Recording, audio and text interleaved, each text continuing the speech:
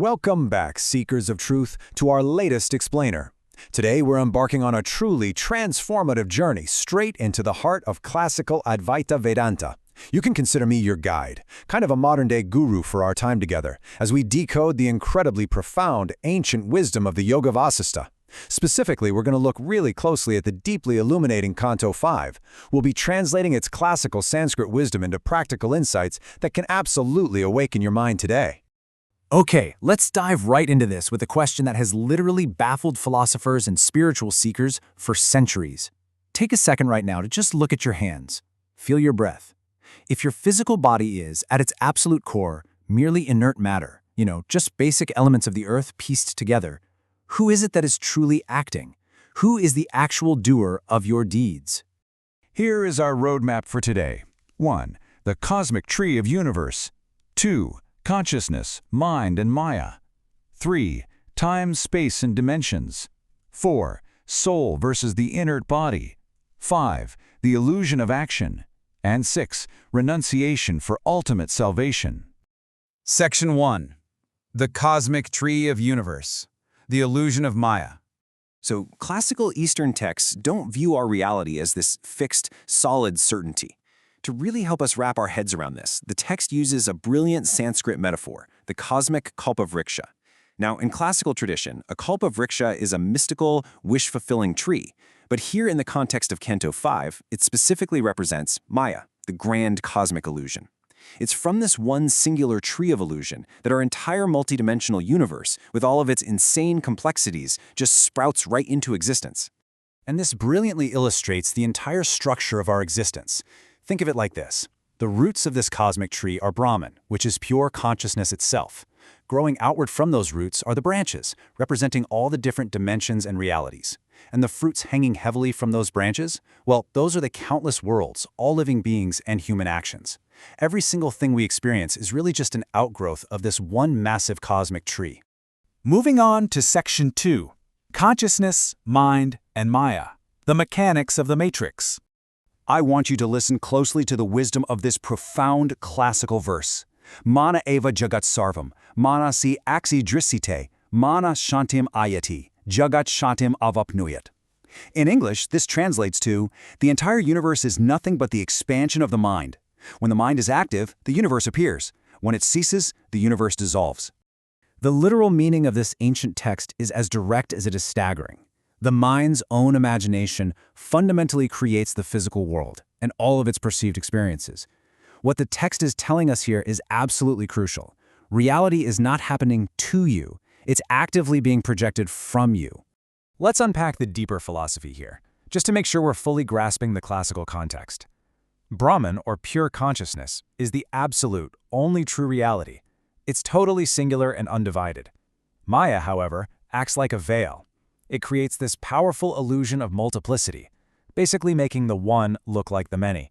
And your mind? Well, your mind acts as the projector of this entire grand holographic illusion. Section 3. Time, space, and dimensions. The relativity of reality.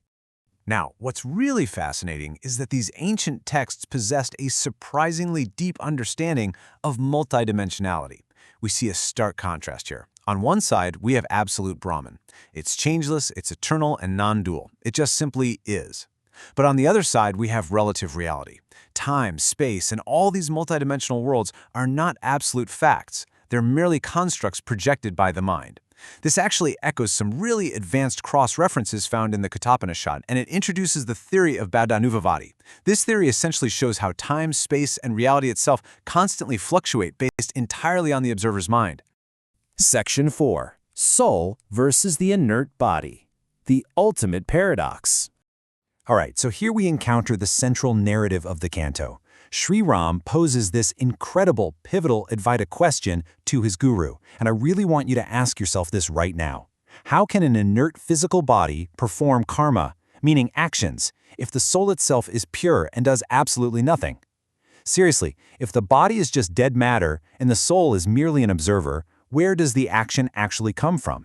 The guru answers this with a brilliant classical analogy, the fire and the iron. Think of the conscious soul as the fire. It provides energy, it provides a glow, but it performs no specific action all on its own. The physical body, on the other hand, is the iron. It's entirely inert matter. It literally cannot act on its own without heat. But when you put an iron ball into a fire, it glows red hot and it can burn things, right? The iron burns not because it's iron, but because it is temporarily infused with the fire within it. Section 5. The illusion of action. Unpacking karma. So to fully resolve Sri Ram's paradox, the crucial point we need to understand is this. The soul provides the glow of pure consciousness, and because of this glow, the inert body, the iron, appears to perform actions in the physical world. Yet throughout this whole entire process, the soul remains a completely unattached pure observer.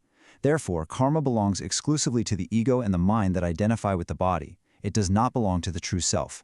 Your true self is completely untouched by the illusion of action. Section 6. Renunciation for ultimate salvation, the path to liberation. Understanding this profound separation between soul and body naturally leads us to a highly practical, step-by-step path of renunciation. Step 1. Recognize the illusion of the cosmic tree. Just acknowledge that Maya is projecting your reality. Step 2. Detach your ego from the body's actions. Always remember, you are the fire, you are not the iron. Step 3. Observe the mind's projections without attachment. Let the thoughts and actions happen, but don't cling to them.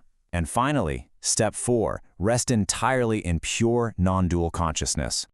Now, the most vital spiritual lesson here is that classical renunciation is an internal detachment. It is absolutely not about running away to a cave or escaping the physical world. That's a huge misconception. You are meant to perform your daily duties, remaining completely active in the world, but entirely without attachment to the results of those actions. True salvation is simply recognizing your original nature as Brahman right now, right in the midst of the illusion. To summarize our journey today, Canto 5 has profoundly taught us that action, the body, and the entire multidimensional universe are all just outgrowths of the mind's illusion.